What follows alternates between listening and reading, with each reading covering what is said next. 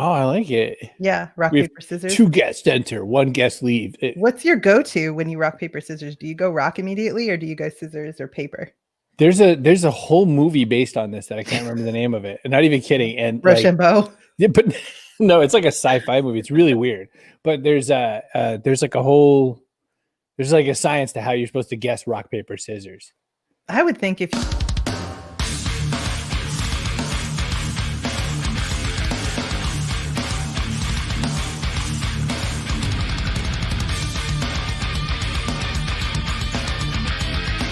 Backpack Show.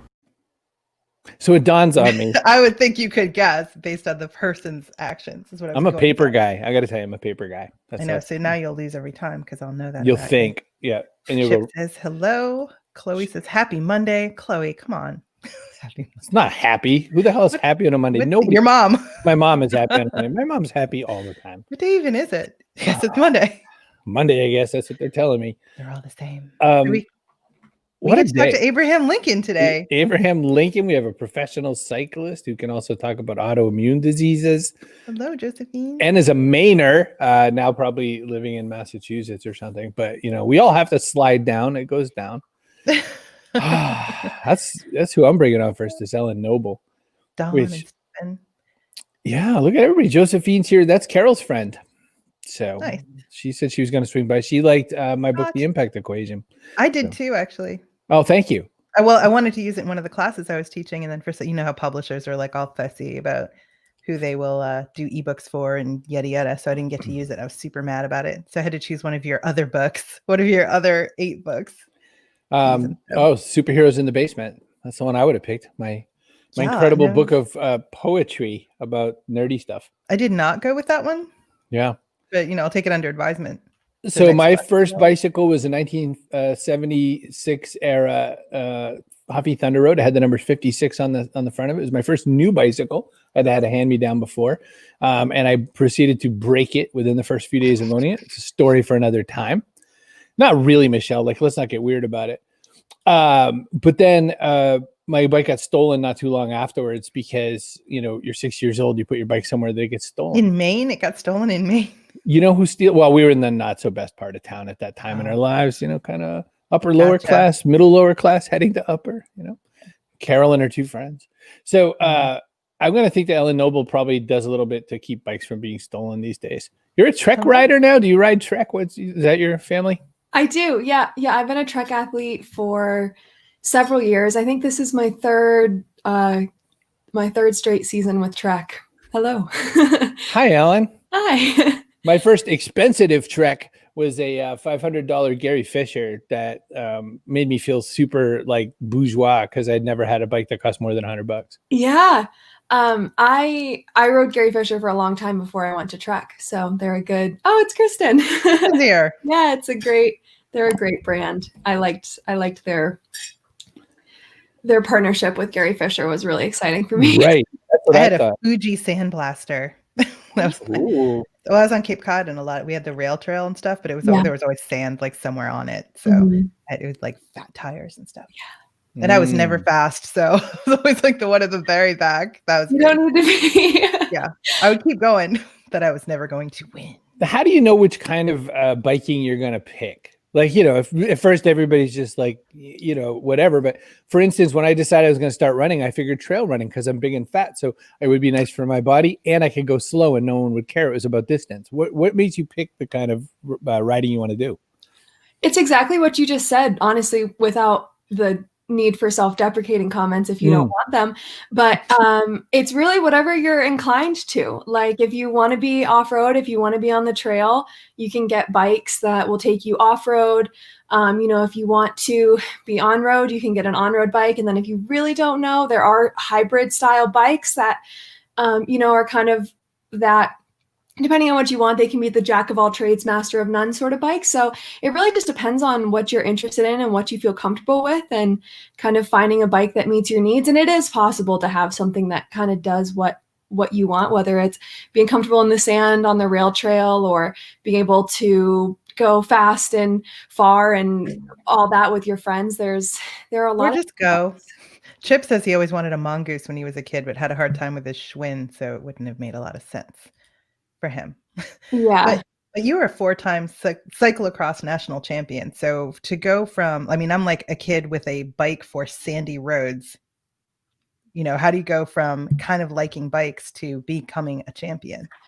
Yeah, I think that's something that's so interesting. Everyone has their own story in the sport of how they made that transition. It's not super like applicable, but I just grew up racing because both of my parents raced. So it was something that I had always kind of done even before I really cared for riding bikes. I really loved racing bikes because I've always been really, really competitive.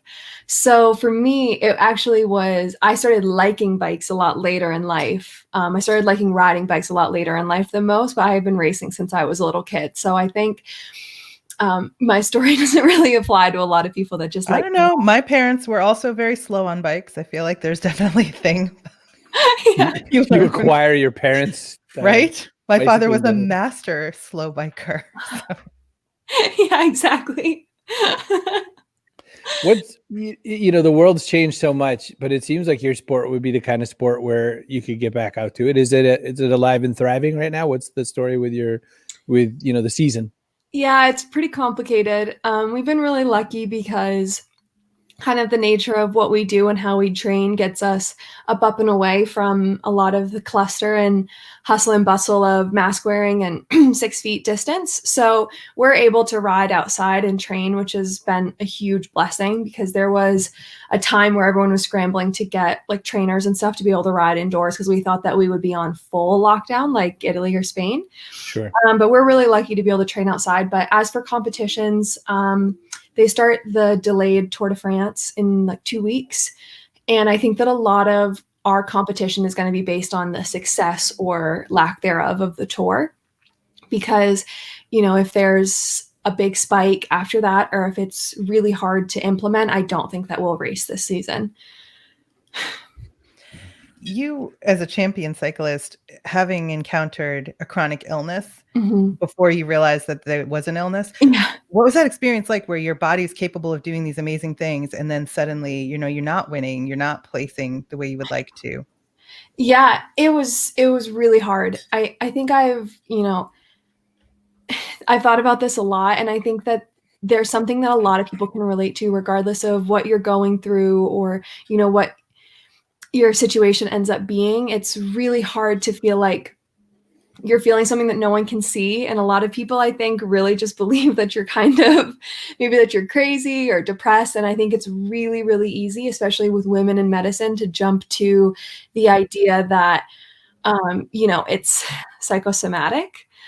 So for me to like really feel, you know, like committed to finding that there had to be something. Like, I know my body. I've been in my body for 24 years and I've been a professional athlete for a really long time. Like, I know when something isn't right and it's not just mental. And so I was really just devoted to finding that answer. And it was just such a big relief when I was able to kind of eliminate that doubt that, wait, what if what if it is just all in my head? So yeah, it's a really hard process, but I think a lot of people can relate to that. But in a competitive sport, so now you're dealing with not just the illness itself, but with people's perception of what it means and how sponsorable you are and all kinds of things. It must be an incredible amount of pressure. It is. Yeah, it was really hard for me because being a professional athlete, you're in the spotlight a lot, whether you want to be or not. And so you're kind of subjected to the scrutiny of other people. And you know, you get a lot of comments from people or messages asking why you're not racing well. And then you read stuff online about, well, I think maybe she's not racing well because she's put on a lot of weight, or I think that maybe she wants to retire and just hasn't done it yet, and maybe she's burnt out. And so it's really hard being in that spotlight. And then every week you're put to the test about whether or not you've gotten better. And that can be really hard because as I've learned this, I'm going into like year 2 of this process, and I've only been aware of my illness for about a year, less than a year, but the whole process of getting sick and going to the doctors and doing the test, it's been about 2 years. And so it's like, you know, testing yourself every week to see if you've improved is not a great timeline to operate on. No, oh my gosh. It's crazy. And everyone's saying, are you better yet? Are you better yet? Are you better yet? Yes, because in this sport, people will have injuries like, bone breaks or sprains or tears that you can come back from really fast, because everyone in medicine and everyone in sport knows how to deal with a broken collarbone. Like it's like a dime a dozen to have a broken collarbone on your team. So everyone knows how to deal with that, and people can come back relatively fast because it's so straightforward. And there's like a very clear thing that's broken, and then you can see the progress of how it heals, and it's pretty much linear. And so to deal with something that's invisible, that's internal, that predominantly affects women, all of these things make it harder and harder to be understood in a sport that is very male-centric and that operates very strictly on like data and numbers and hard information. So I didn't even realize it was male centric. So hearing you say that now, I'm seeing a whole nother side of this. Yeah. Well, and it doubles down on I'm still way back. You ever have like something, you hear something, you don't want to interrupt, you're just sitting there and you're thinking about, but you've lost input after that. You're just like smiling politely because you're thinking. You made the point about the fact that women dealing with medical issues face so much more insurmountable challenges because it's all in your head. It's all in your head. It's all in your head. I never like to ask professional athletes, did you watch that show questions, because you don't do anything like that. You're just always outdoors, always riding 80 miles. No, we do. That's almost all we do. Did you watch the documentary, The Bleeding Edge, which is a whole thing about, women being, mistreated and whatnot, and like three different medical advice things that mostly centered on women. It was interesting, just because insofar as like what you summed up, it just keeps happening more and more and more. So for you, not just to speak out about dealing with your illness, but dealing with that perception that the medical world felt against you in some ways. That's important. Do you find yourself advocating, or does that just seem to slide out into your stories more? I'm asking, like, how do you bring that, because of your platform, to more people? Yeah, it's so funny that you should ask that. And I think it's super relevant to what you were just talking about with the documentary. So just yesterday, I finished a book that was like vital for me to really like double down on getting answers about my health. I always, for some reason, mess up the name, but I think it's The Lady's Handbook for Her Mysterious Illness. And it's this one woman's story about how she battled with mysterious illness for like 10 or more years and was just totally mistreated by the medical system because she had a multitude of invisible illness. And, so she just talks about that a lot. And then at the end, she talks about like, if you are someone who is mysteriously ill, here's how you should get involved. And for me, I finally finished this book just yesterday, and it really got me to thinking about the impact that I would like to have, and the fact that I'm so fortunate to have such a big platform. Yes, this is it. It's amazing. It's quite long actually, but it's a really, really good book for anyone who has any level of undiagnosed illness, I guess. If you have any, or if you're just interested in the topic, it's a really, really well written book. But for me, I was really starting to think yesterday about the impact that I want to have. And if nothing else, I think just speaking more candidly about my experience and what I went through, but also just what I'm going through now, because it's not over.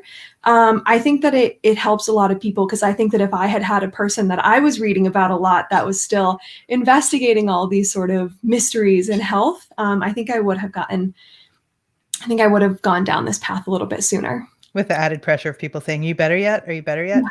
Chloe, who's watching, says she has hypothyroidism and can't imagine what it would be like trying to do an athletic sport, especially during flare-ups. Yeah. And Carol says, don't be jealous, Michelle. She has other friends. All right, Carol. Carol's so popular. Don't be upset at her. Oh, the comment section. The comment section is one of the best parts. So I sort of half-asked the question about getting back to the season, and then I'm curious to know. So it's basically watch and wait on the Tour de France. So what is that? When's your season normally? What does that mean for you? Does that mean just go out and keep up? Like when you train for racing, there's kind of day to day, but then there's real like tapers that you're supposed to be thinking about. How is that affecting your training? Yeah, it's definitely complicated. So for me, I race two disciplines. So I race mountain bikes and cyclocross, and with a bit more of a focus on cyclocross than mountain. So my cyclocross season is from September to February, and then the mountain bike season is from like February to September, but I don't race the full mountain bike season. I usually race maybe June through August for mountain.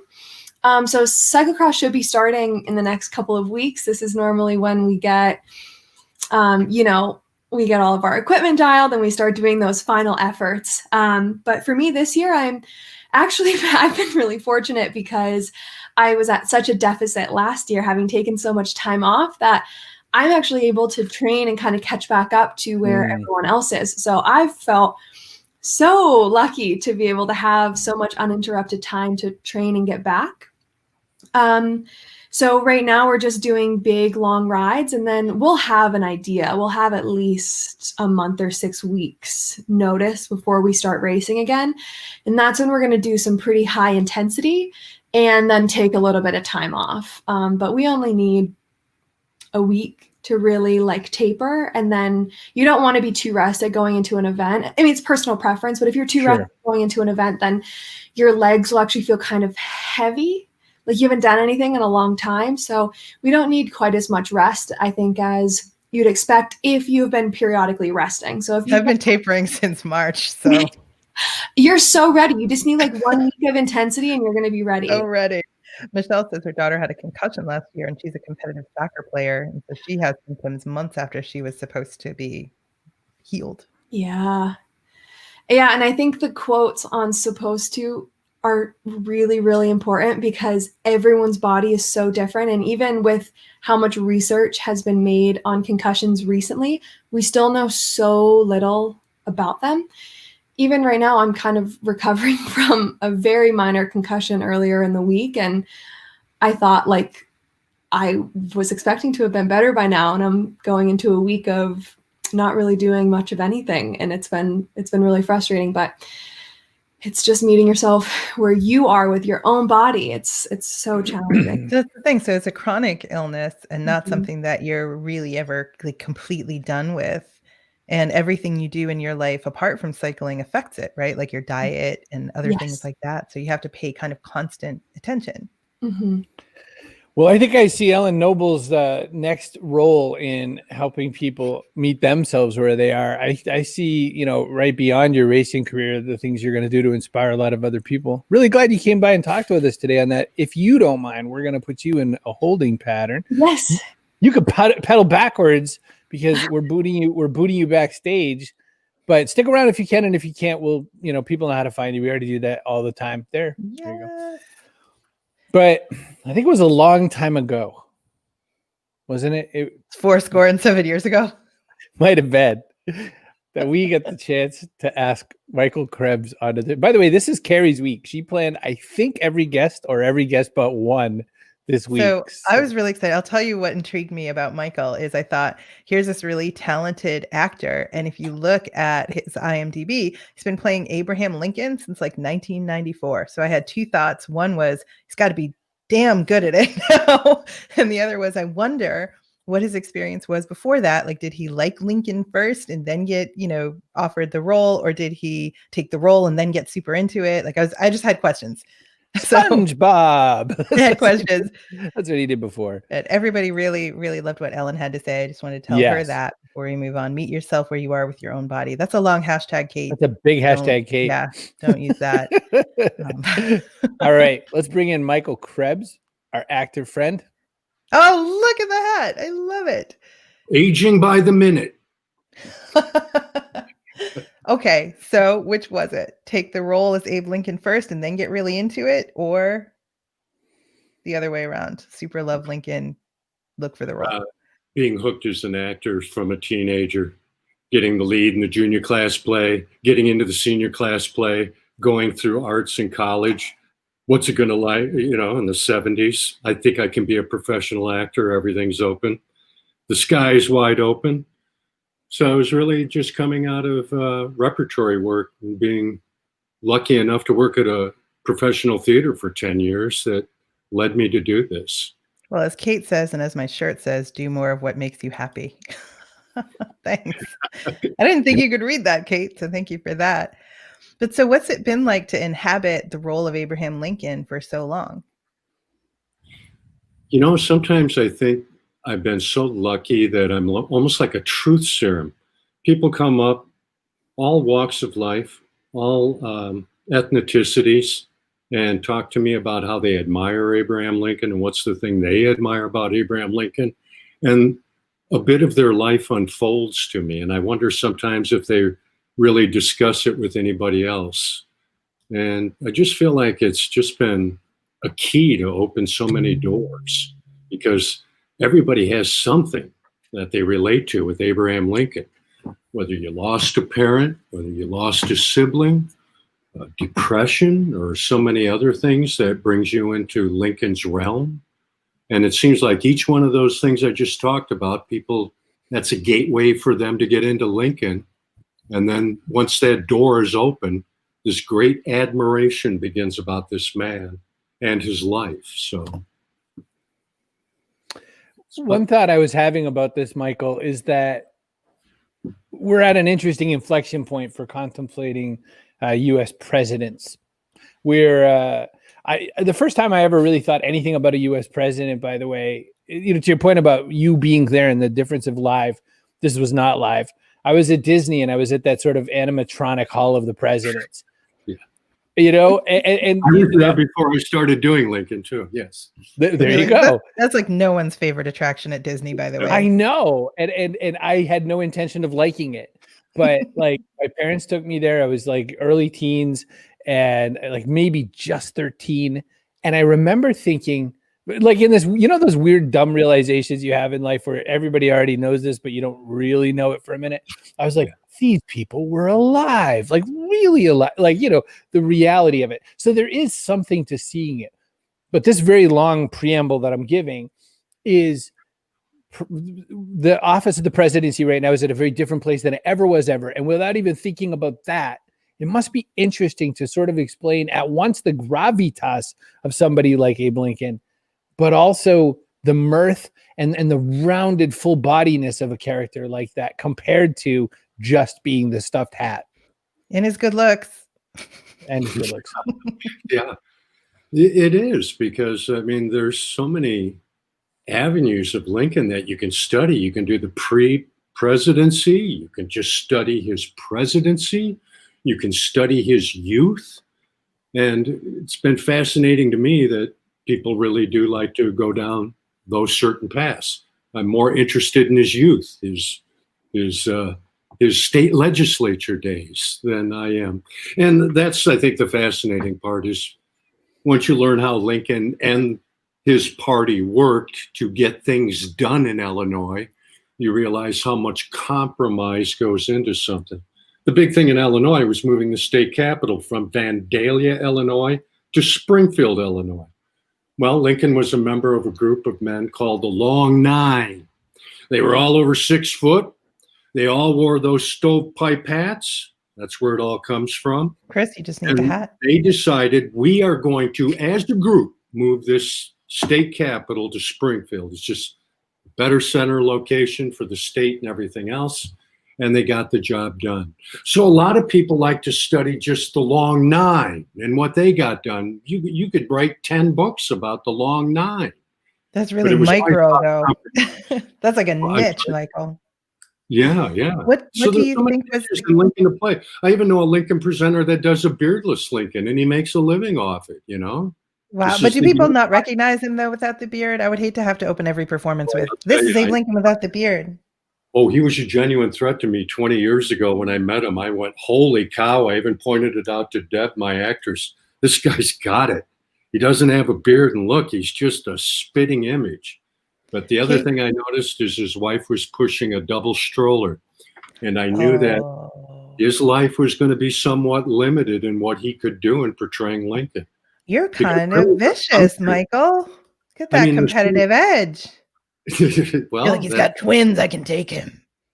And you know that was it. In choosing my actors, you know, I think we talked about this a little earlier. My first actress had 3 kids, and touring the U.S. was going to be a problem. So it was important to me to find an actress at the time that had no children and was willing to tour, and that she was a professional actress as well. So I was lucky enough to find Deb Miller 22 years ago.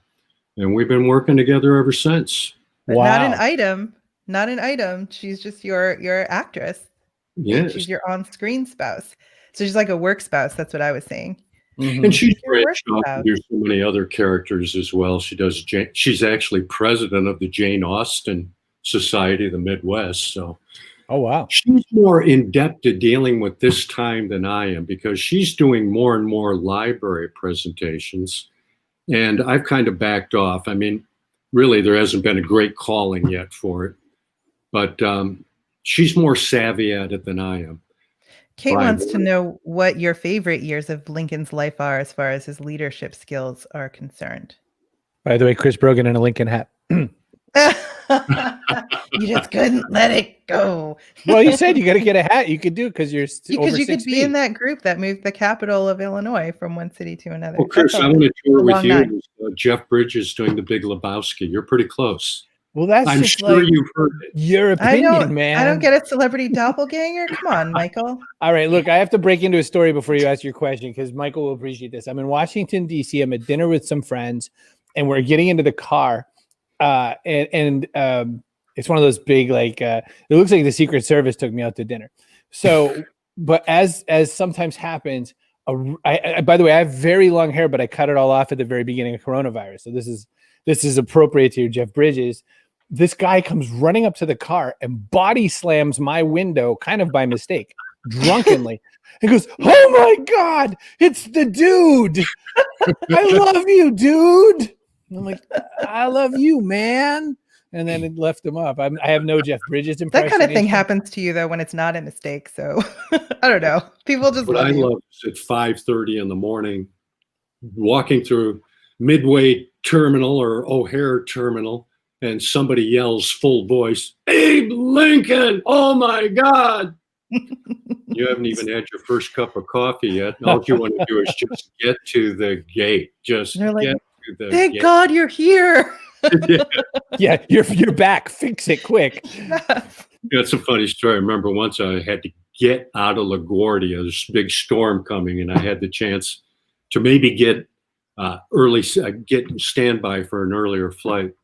So I go up to the ticket counter and ask for the standby, and they're all snickering at each other, smiling, pretending not to look at me. So I realize I'm on standby. I'm 23 on the list, I think. So I go to Dunkin' Donuts in LaGuardia, and if you were ever in LaGuardia in the old days, you know what kind of fun it is to be in LaGuardia. Just about to chomp on a chocolate donut with a cup of coffee, and I hear it. "Abraham Lincoln, report to gate 26. Abraham Lincoln to gate 26. I look around me and everybody's staring at me at my little counter I'm eating my donut at.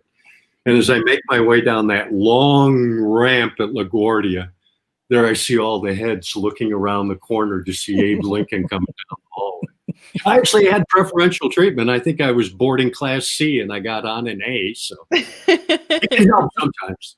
You got your donut in your mouth. I'm on my lunch break, lady. Well, it was really funny you started that story. And by the way, I love how we had to reference now the old LaGuardia because supposedly there's a new one. Yeah, I haven't seen it yet, but no, I don't think many of us will see it for a while.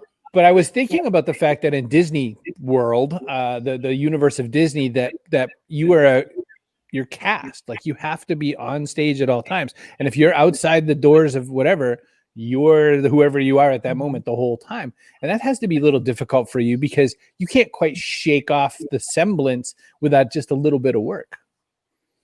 Yeah, I think when I first started doing it, I kind of resented it a little bit because as an actor for 10 years, once you left stage, you were who you were again. Everybody accepted you that way. But I realized there was going to be no off switch initially. And I'd go to parties with friends, and it would, not everybody in the party was friends, but I wasn't being looked at as who I was anymore. I was just being Abe Lincoln all the time.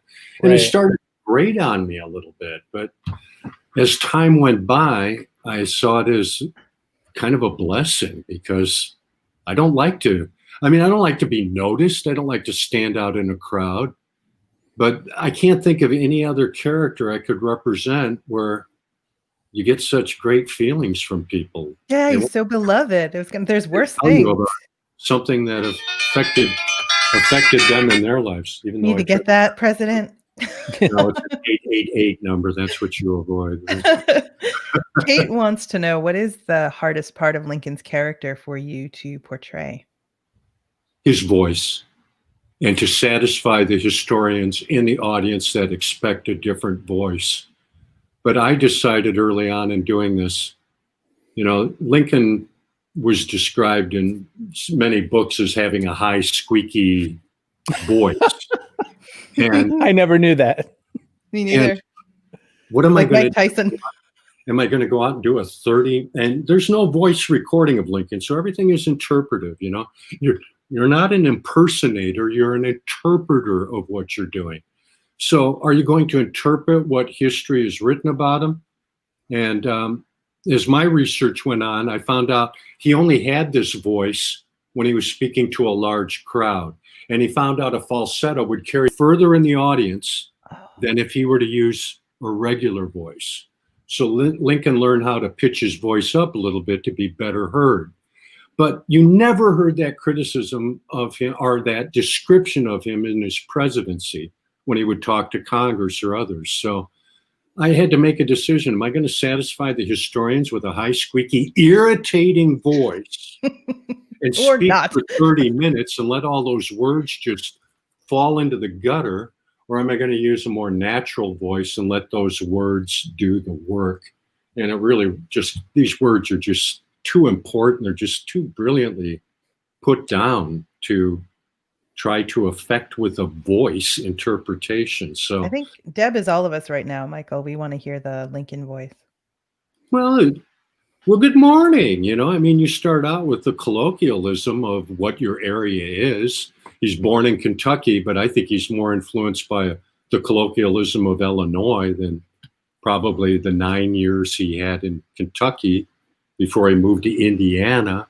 So really, you have to think of Lincoln's voice as kind of moving from area to area and being influenced by the great storytellers. And everything Lincoln was influenced by in his early life was storytelling and the ability to tell a great story.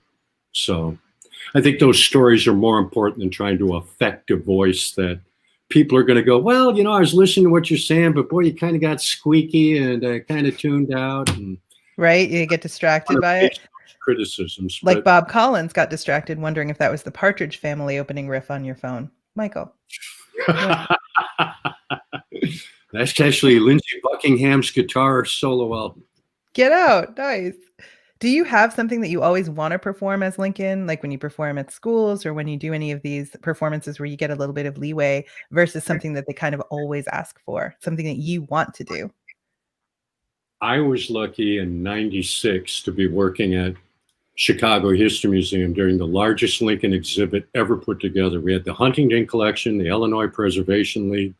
So all these things came together in Chicago to be the largest Lincoln exhibit ever. And they hired me to do the President Lincoln. They hired another Lincoln to do Lincoln Douglas debates and other Frederick Douglass, other historical characters in Lincoln's time. And I was lucky enough back then to have a speech constructed for me, written by Gene Walsh. That's called something I've done for 25 years now, Lincoln's re-election speech. And the brilliance of what Gene did is he took a lot of Lincoln's election speeches and letters and kind of made a hodgepodge speech. But even though they might be taken out of context and it's salt and peppered with great Lincoln quotes, but also has a large amount of words that you would never have heard from Lincoln before. And that's a 30-minute speech.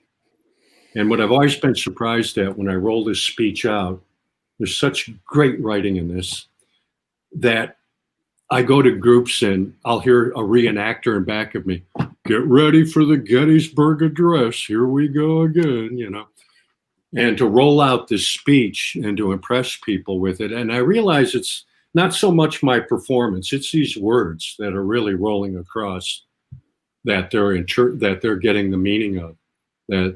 That's been my greatest weapon as a solo Lincoln.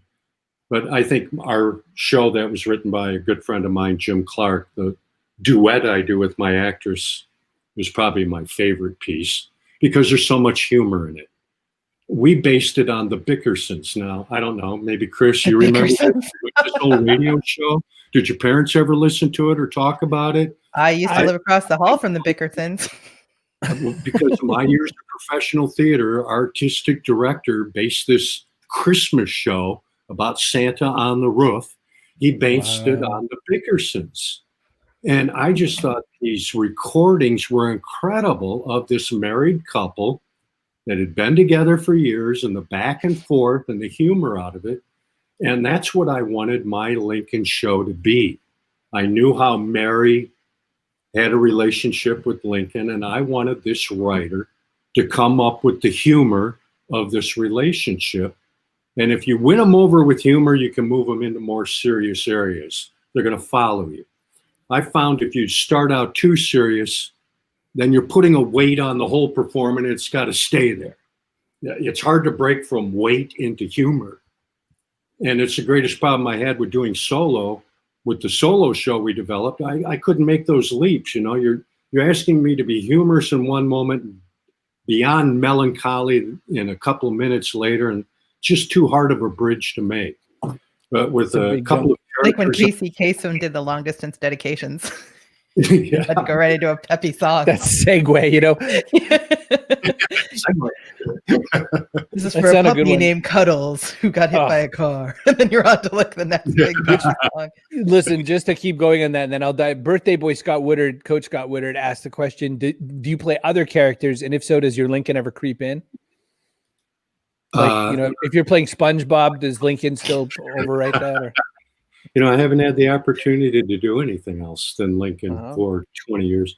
I thought about returning to stage a couple of times, but the Lincoln work just kept piling up. So I just didn't even approach it. And I joined Actors Equity Association, which I think was probably the most useless of all unions in the acting profession, because there's just so many things about it. There's just the pension was terrible. You lost your insurance the minute you walked out the door, and just so many things about it that were just not worthy of continuing. So I just dropped my actors. I suppose if I were to go back to an Actors Equity Association performance again, I don't know. I'm a member of SAG now, so I don't know. I'd probably have to pay dues 25 years in arrears to go back on stage or something. Oh, dear Lord. Keith asking, what's something you found out about Lincoln that most of us wouldn't know?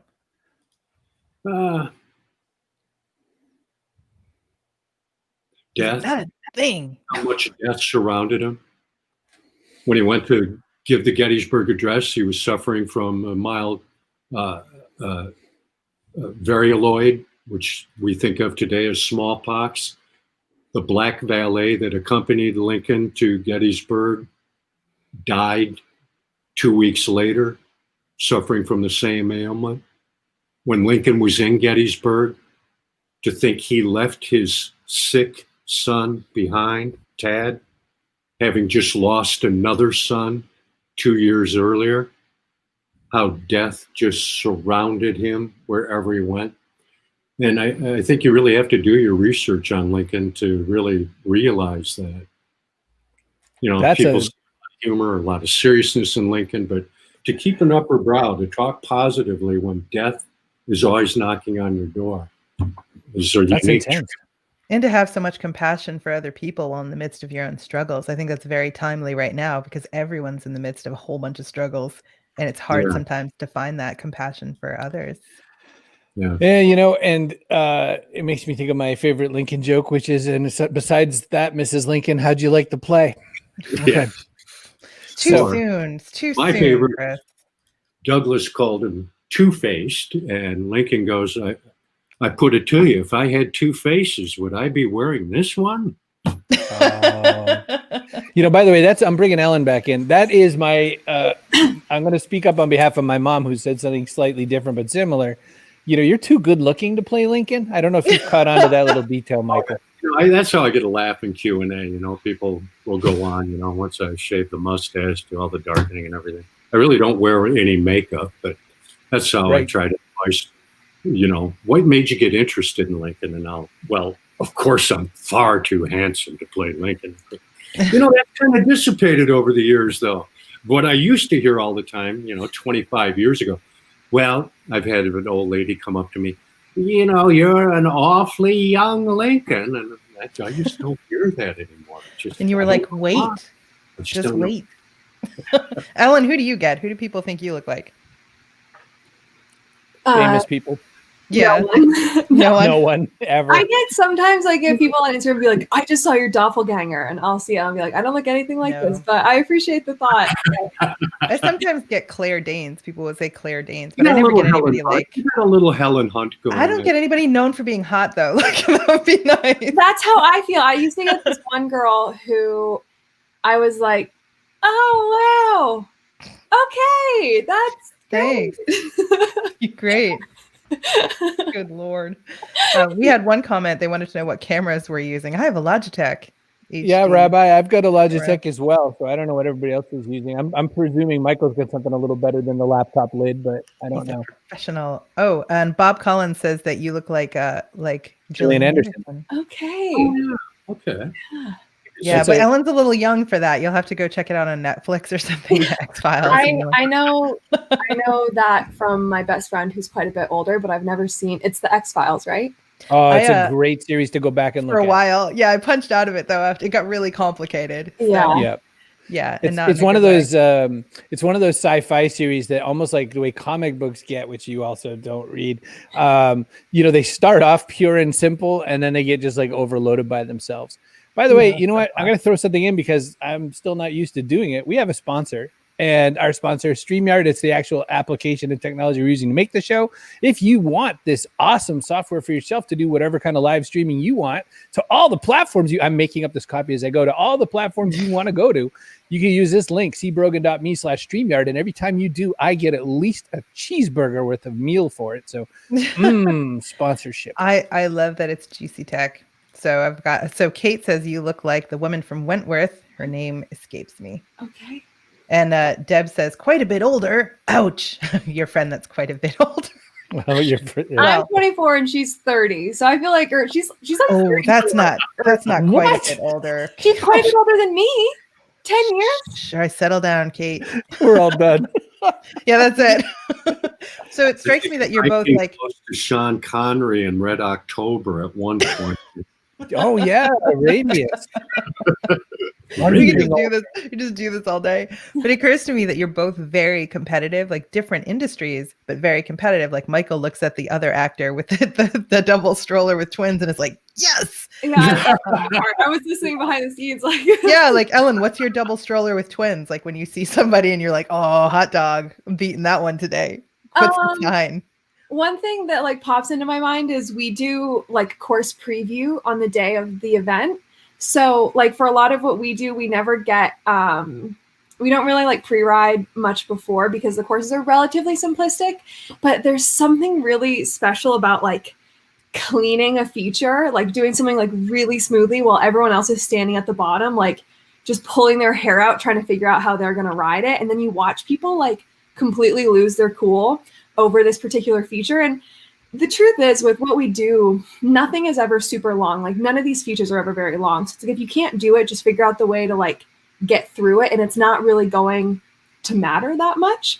But you watch people just completely come unhinged over these things when you're like, if you can just keep a cool head. For me, that's something that I think is a little bit of like, like a little bit of a bolstering for me when you can do something with ease and you see other people losing sleep over it. So that's your double stroller with twins. Maybe. Dev says if 30 is much older, then she's ancient and at death's door. That's not what I meant. And I'm already dead, so it's amazing that I could shuffled off this mortal coil. But Ellen, that makes me think when you think of competitive. So when I ran my trail marathon way back in 2004, before you were born, I was trailing up to it and trying to get to it. And there was this I was running a 5-mile beach run because trail is all off, so you have to you can't do street. So I'm running this thing and I see this little old lady kind of a ways ahead of me. And I'm thinking, I'm going to catch up. So to me, the way my competitive was is like, I'm going to magnet to the lady. I'm going to magnet to Carrie's age, or like how old are we talking? Yeah, my age. She could have been like 1,006. So hold on, I need a yellow card for her, but I don't have one. So yeah, substituting. You said it. I know. So as I get up to her though, and all I'm thinking the whole time, she's very far off because the beach does this thing where you can see everything, and of course, you know, you just there she is, and you're like you want to think about something else, but you can't. When I finally got up to her, she looks over at me and goes, "Good for you, honey," and boosh, off she went. She finished like 2.5 days before I finished that 5-mile race. So that's there you go for competitive. So you know what, you got what you deserved. She saw that double stroller with twins coming up in the rear view and was like, she said, "I'm gonna have a little fun." He's my double stroller. Constant reference for you now, Carrie. The double stroller with yeah, twins? that's it. I'm gonna be looking for it. Well, you know, as a writer, we all listen for those parts. That's like, what's the hook that we're gonna steal forever? It's a double stroller. All right, listen, backpack question. There's some things we do on the show. One of them is ask a backpack question, which is the world is shifting. What do we do? What do we put in our backpack to get some success? You know, I have 5 things that I stuck in them. I can't even find that graphic. 5 things that I stuck in the backpacks. Oop, I did that. Story, collaboration, autonomy, manchu, which is a word that means one family in Okinawan, and execution. These are the 5 things I start the backpack with. What are you going to put in the backpack, Ellen Noble? What's something you can add? I think I know that this one's already been said based on the pre-show notes, but I think vulnerability is really huge. But I think something else that I'll add that hopefully hasn't been done is you need to have a pretty strong why. I think right now it's especially relevant with kind of everything being put on hold. But I think for me, having the reason that you do it and the thing that's going to keep you going is vital, because it's easy to put in the work and to show up when everything's going well, but you need that reason to like get out of bed and kick ass every day, even when there's very little ass to kick. So that's probably my biggest thing that's kept me going through a lot, is having that why of why I do it. Michael Krebs, what do you say? What goes in the backpack now?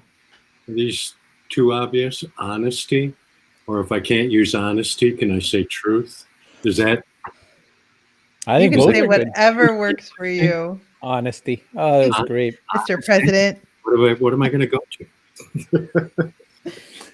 to? You are wonderful people. So glad to have you on, Michael Krebs, Ellen Noble. What a gang today. Listen, I made a slight change to the way we end the show, which is really going to upset everybody. But listen, my mom says she really hates the way I end the show. And I think